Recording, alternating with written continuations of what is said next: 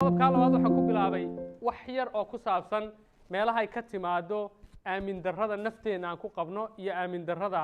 aan dadka hareeraheena jooga ku qabnaa.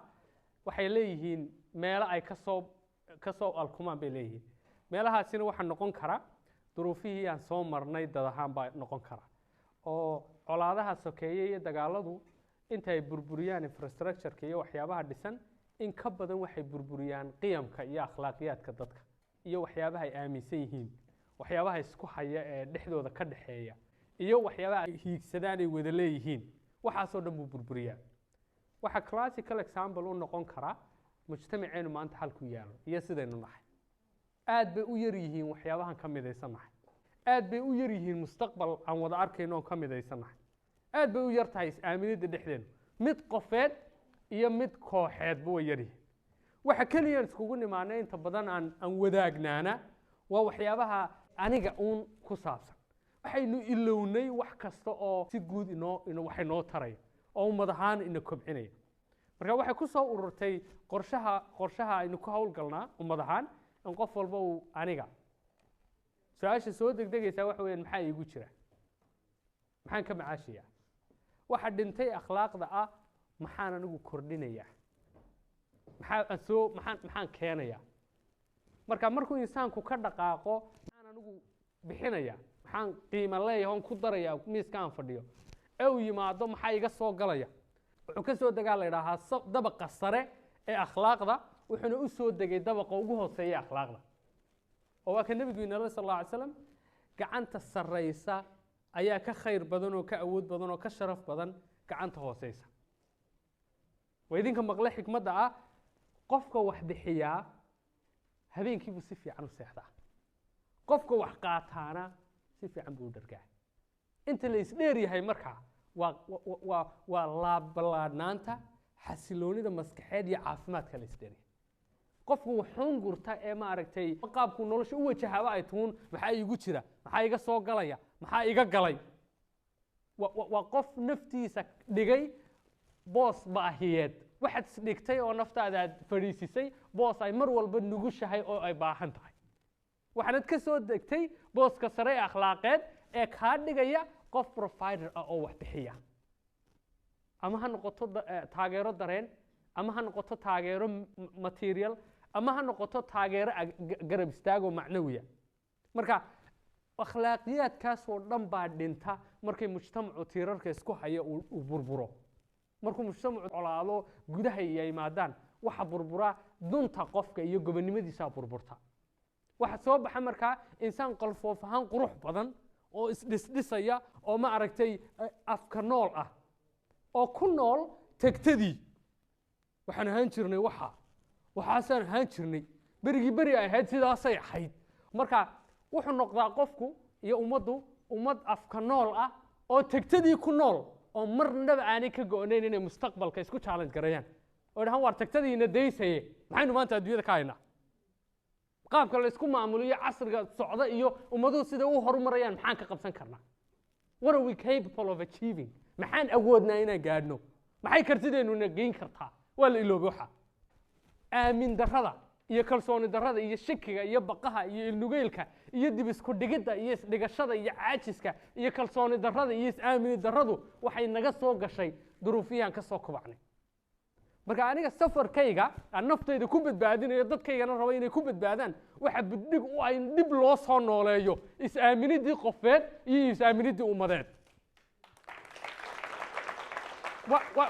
waa inaan qorshe nafeed ka dhiganaa markaa inay dib u soo noolaysid oo dib u kabtid oo dib u waraabisid is-aamindaadii. in iimaankii naftaada aad ku qabtay ay soo noqoto oo aad dib u soo noolayso. meel kastoo joogtay inaad naftaada weydiiso maxaan helayaa maaha, maxaan kordhin karaa. shift baad samaynaysaa xagga sare ah. markaa jaranjaradii akhlaaqdaad kor u raacaysaa. sax si qunyar markaa u soo noqonaysaa ixtiraamkaad naftaada u haysid, iimaankaad isku qabtid, kalsoonidaad naftaada siinaysid iyo maskaxdaada xaaladdaad gelinaysid dib u soo noqonaysaa.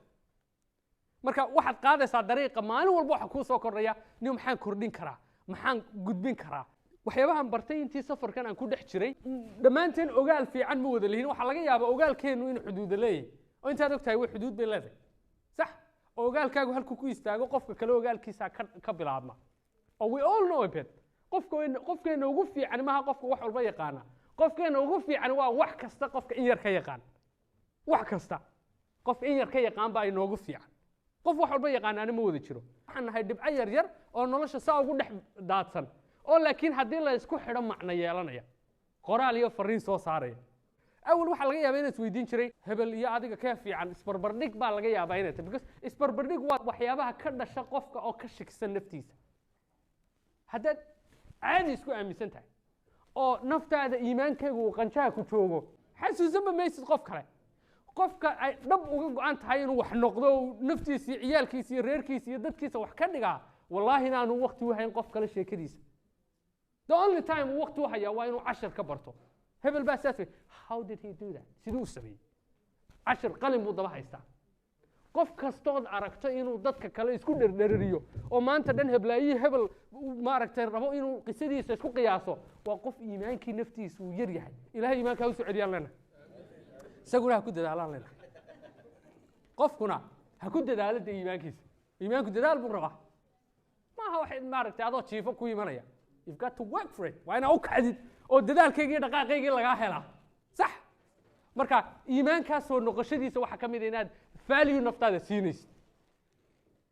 oo markaad meel imanaysa odhanaysid okay maxaan ka helayaa waxaan ka horraysiinayaa maxaan bixinayaa waad aragteen video aan sameeyey sanad ka hor oo maaragtay internetka ku jira 1 milyan oo qof baa daawatay facebooka dhexdiisa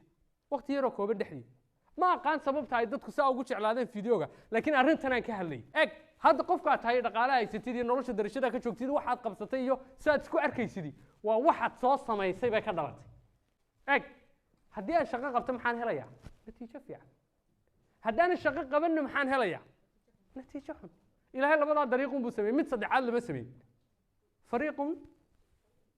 fi ljanna wa fariiqun fi saciir soo maa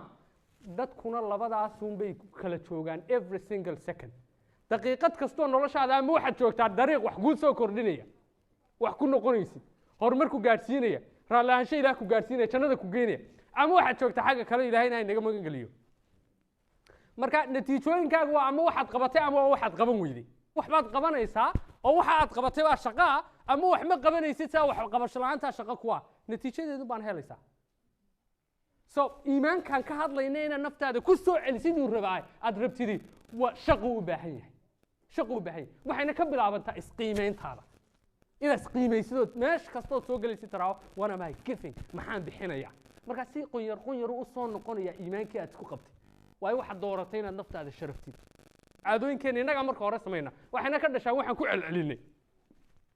maantaad soo kacday wax yar baad sahlatay markaad soo toostay mobilkaaga aad dul cararayso social media aad maanta dhan dul joogtay tomorrow markaad soo kacday sidii oo kale kugu dhacday tomorrow next sidii kugu dhacday caaday kugu noqotay markaad soo toostid inaad social media dul carartid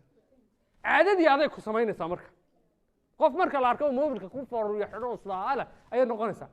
soo marka hore aday caadada samaynaya ku celcelinta waxbay caado ka dhalataa and then marka waxaas uu samaysma adoo ku qeexaya marka la hadal qaado Axmed ama Muna waxa markaaba soo baxaya sawir maskaxdaada ku jira because sidaad u aragtay si u dhaqmaa samaynaysa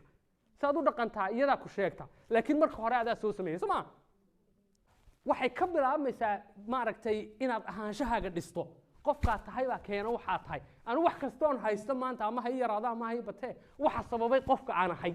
inta ila faham walaal inta waan kuugu celcelinaya ila faham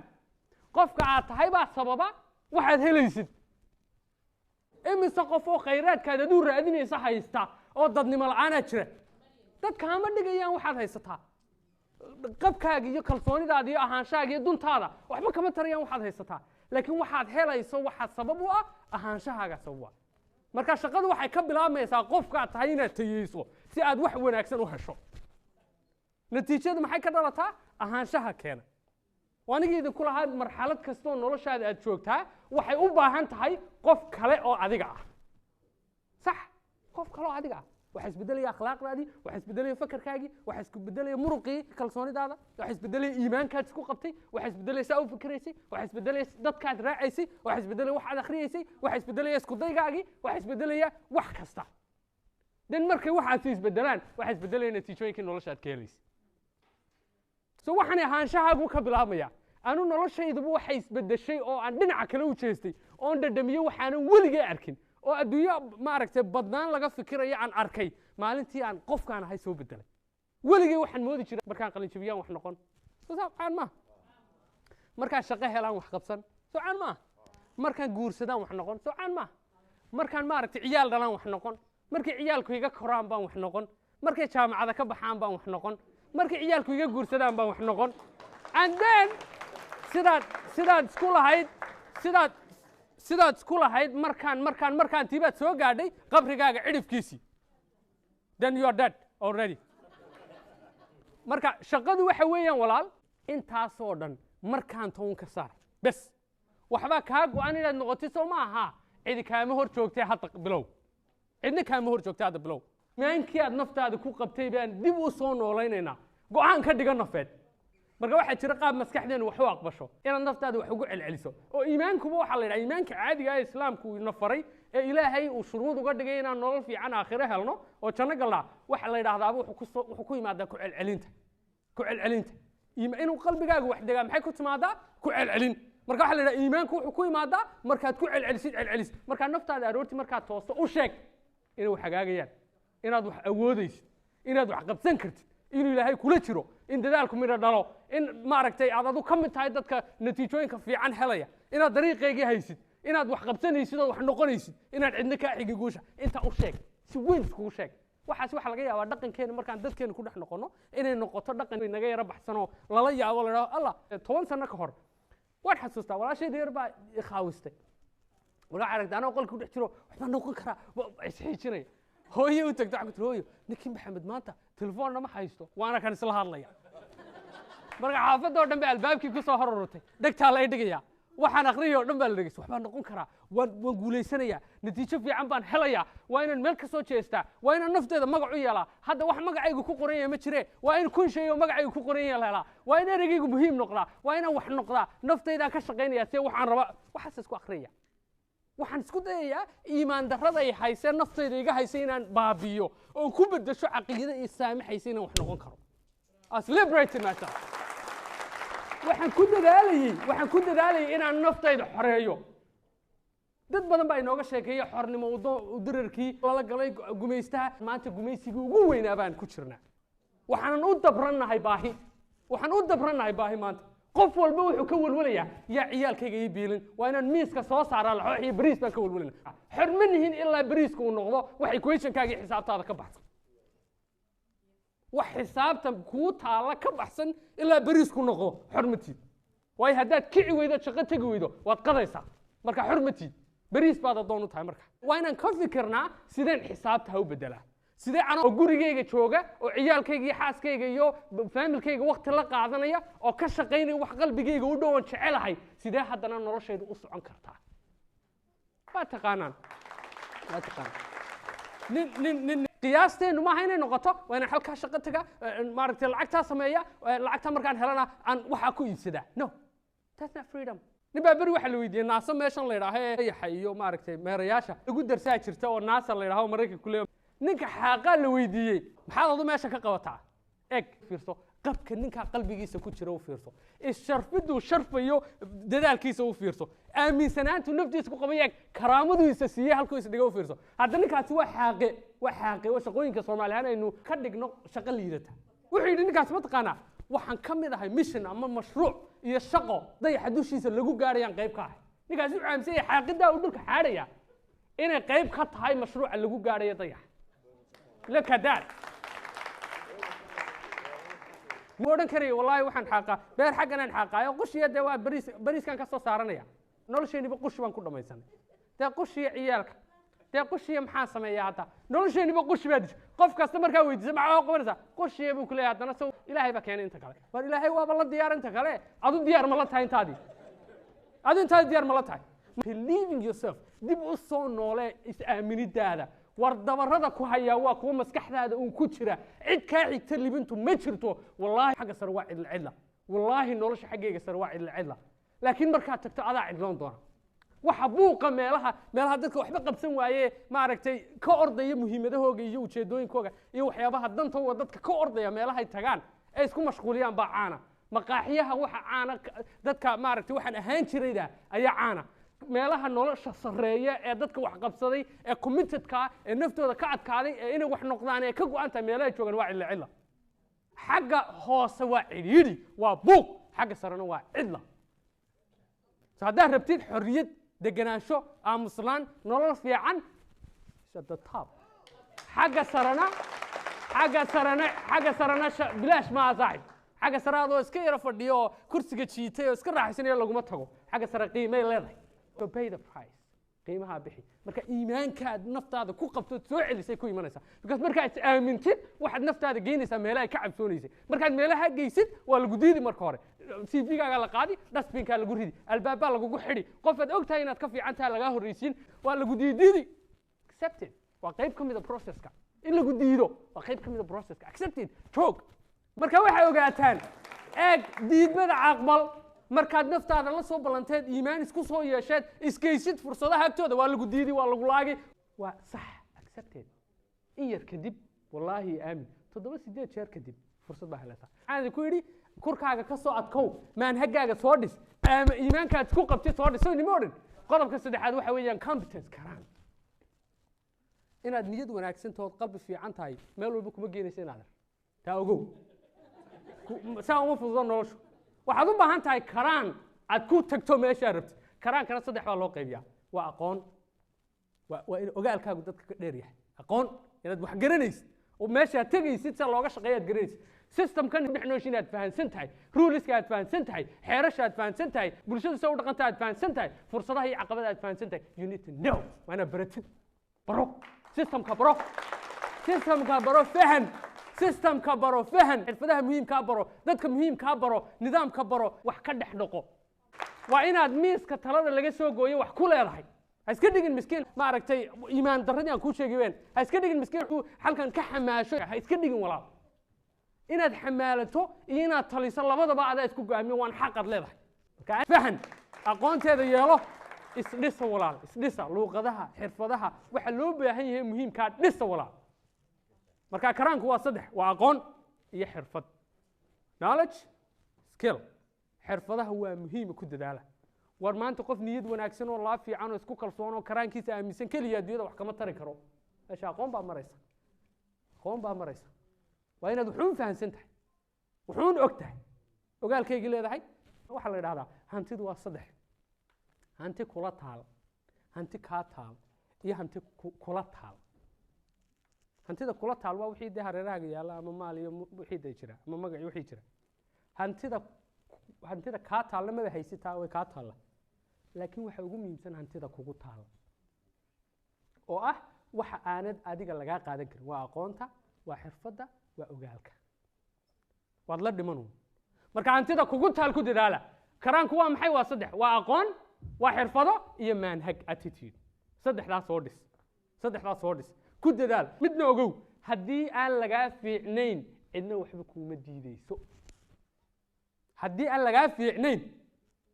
waad ugu fiican tahay meesha joogto cidna waxba kuma diidayso aan maalintaan soo galay masraxa iyo personal development industry-ga hadaf baan lahaa waxaan isdhahay game-kan waxaad u soo gashay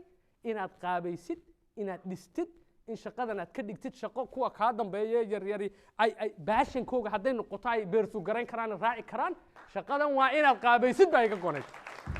waxay iga goonayd you are in this game to win it you are in it to win it waa inaad ku guulaysatid waa inaad master garaysid waa inaad waxaan qaabaysid waa inaad noqotid marka motivation la xasuusto soomaalida dhexdeeda maxamed cumar la xasuustaa that was my plan qorshay yahay waxaan islaa marka dhiirigelin la xasuusto maxamed cumar la xasuusto marka maxamed cumar la xasuustana waxaan islaa dhiirigelin la xasuusto marka waxaan islaa ha noqoto xitaa markaad 100 sano sii dhisan tahay maxamed cumar iyo dhiirigelin waa isku jiraan magacaygaan rabay inay noqotaan it became way noqotay markaad isku day sameeynaysan halaba labaynina talada ilaahay saarta aaminna inaad ugu fiicnaato you should be in it to win it ya shaqadaadu ha noqoto waxaan bilaabayaa qofka ugu fiican ma noqonaya qofka ugu wanaagsan ma noqonaya laygama fiicnaanayo haddii aan lagaa fiicnayna cidi kuma joojinayso cadaadda masax baa lagu qarin karaa war cadaadda masax baa lagu qarin karaa haddii cadeedda aad noqotid ogow qof walba waad ka sarraysaa xadiiska nebiga dib u fiirsada haddii adduunyadoo dhan isku soo ururto si ay kuu joojiyaan ama wax kuu yeelaan kuma yeeli karaan ilaa ilaahay wuxuu ku qoray mooyaane hadday adduunyadoo dhan iskugu kaa timaado si ay wax kuu taraan wallaahi haddaanad waxba ahayn oonad naftaada ku dadaalin oonad shakhsiyad iyo dadnimo lahayn oonad karaan lahayn oonad awood lahayn oonay qalbigaaga ka go'nayn inaad wax noqoto adduunyadoo dhani hadday kuu soo ururto wallaahi wax kaa dhigi mayso oo bilaahi wax kaa dhigi mayso nebigaa inoo sheegay waxaan idinku soo gebagabaynayaa walaalayaal qodobkayga afraad oo ah haddii maskaxdaada iyo maan saxanaad heshay oo iimaan iyo kalsooni iyo is-aaminid aad naftaada ka soo bilowday jirto oo ta saddexaadna aad karaan leedahay xirfadihii leedahay aqoontii leedahay farsamadii leedahay maanhagii saxnaan leedahay war waad diyaarsan tahay waad diyaarsan tahay waxa keliya kuu dhimani waxa weeyaan markaa inaad lagaa arko natiijada dad badan oo wax bartay oo aqoon badan oo wax badan og baa jiro haddana iska socdo uun ummadda dhexdooda oo noqday library loo yeelo dhex socdo uun ummadda oon weligood waxba qaban soo daf maaha hebelkaasi waa laga yaabay heblaayo waa laga yaabay brother in lagaa yaabay in lagaa yaabin macno male waxa macnale inaad natiijana tuso adoo isticmaalaya aqoontaada farsamadaada karaankaaga natiijo keen what execution is everything waadan maqasheen kun jeer baa maqasheen fulintaa wax walba u dhintaan waxaad doonto ogow itus inaad waxaas wax ku beddelaysid waxaad taqaanid waxaad garanaysid waxaad samayn kartid xidhiidhadaada qofkaad tahay shaqadaad soo qabatay dadaalkaagii iyo soo jeedkaagii natiijo igu tus itus waxaad qaban kartid waxaad tiraa anu waxaan qabtay waa kan waxaan qabtay baa ani markaa sheegaya waxaanan u sameeyey ayaa sheegay markaa sax waa natiijo keentaa haddaanad waa natiijo keenayn dee shaqo maad qaban natiijaa lagaa rabaa naftaada kula xisaabtan natiijo qodobkaasaan idinkaga tegayaa walaal naftaada kula xisaabtan natiijo war naftaada natiijo kula xisaabtan waxaad naftaada u sheegtaa oo tiraahdaa waxaan qabtay ma isheegi karaan mise dib baan ugu noqdaayoo shaqo isheegi kartaan qabtaa you should define yourself hal eri baan idinkaga tegayaa shalay waxaad naftaada ku lahayd berri baan samayn doonaa shalay naftaada waxaad ku lahayd tomorrow baan isbeddelka samaynaya tomorrow baan waxaa arrintaa wax ka qabanaya tomorrow baan baylahdaa ku faylaya saasaa baan lahayn tomorrowdii waa maanta fadlan ha odhanin berri ee maanta halkaa ku joogsato berridii isbeddelkaa rabtidna dhab ahaan maanta tallaabo ugu qaad I love you